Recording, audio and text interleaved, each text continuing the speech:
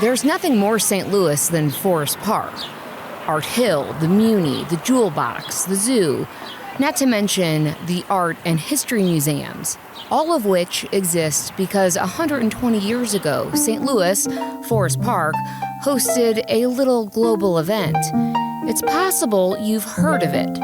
For generations, the 1904 World's Fair has been part of the fabric of this city, and I can see why. Think about it.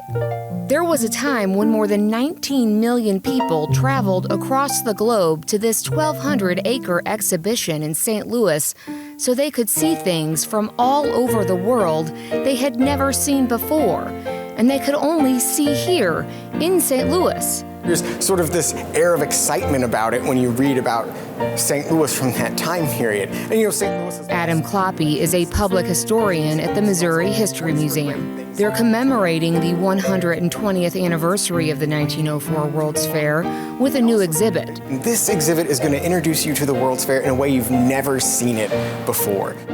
Literally, historians collaborated with sculptors, designers, architects, artists, reviewing hundreds of historic photographs, maps, and records of the fair's buildings and grounds, recreating a scale model of the fairgrounds, giving us 12 decades later an exact picture of how massive a footprint the fair was. So people back then would walk this whole thing. There was, you can see these are like train tracks here. Okay. Oh, there goes a train. It's kind of on your left. Yeah. It's going into a station right now. Yeah. This is really as close to the 1904 World's Fair that anyone's been able to get in 120 years. And you know, it shows all of the major palaces. It shows all the buildings on the Pike.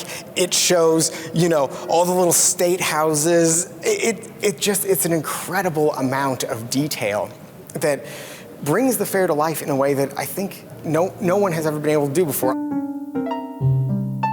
Crowds, weather patterns, trolleys are projected onto the model, and every few minutes a current map of Forest Park, Wash U, and now surrounding neighborhood is superimposed over where the fair once stood, bringing the past into the present. I say all the time, I work in the greatest urban park in the United States here. I walk through it and I'm like, where was that building from the 1904 World's Fair? It's hard to place it. You know, even though I've looked at the pictures 1,000 times, it's just so hard to figure out where those things were. And having a model like this where you can really place exactly where these things were in relation to each other really helps you understand the scale of the fair and where it was and how it overlaps on our everyday life today. This exhibit showcases more than 200 artifacts, hundreds of photos and original art, and historical commentary about the World's Fair. Sharon Smith is the curator of civic and personal identity at the Missouri Historical Society. She deals with objects that are specific to St. Louis's history. So what here is a standout? What's important here? What are things that people really should beeline to when they get in here? Yeah, there are some things that are... Not that you have a favorite. That's right. No, I would never have a favorite.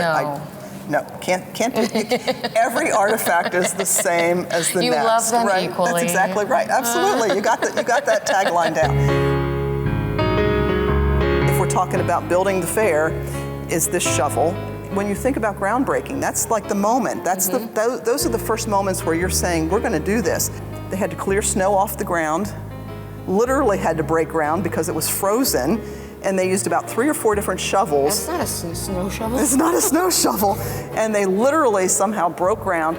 There's dirt still on there, we think, from 1904, certainly Forest Park dirt that we can't clean off. That's the one piece we won't clean off any dirt because it's so historic.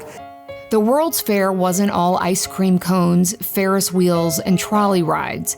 The fair was an unabashed celebration of Western civilization and its intellectual superiority and scientific achievements.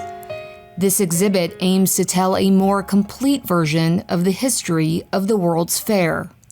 Talk about things like the Philippine Village, where over 1,000 people from the Philippines were brought to St. Louis and had their lives and bodies put on display for the amusement of fairgoers. Talk about things like a baby incubator exhibit where, you know, prematurely born babies had their bodies put on display for fairgoers. Really talk about those things and talk about what that means for American culture in the early 20th century, how that echoes into the present. Looking at the World's Fair with a more critical lens, that is a different take. Do you know if there's been an accepted response to having more of a critical look at it? Yeah, I mean, I think there's a lot of scholarship today that really examines sort of those, thornier aspects of the fair, right, that really digs in and tries to talk about those things culturally. But what we found too is that's the kind of history that audiences want to engage with. There's difficult and topics to talk about, that there's difficult things to wrestle with in history. And museums are a great space to be able to examine those things and to really sort of dive into those issues and think about them critically and think about things that you thought you previously knew everything about. For Living St. Louis, I'm Anne Marie Berger.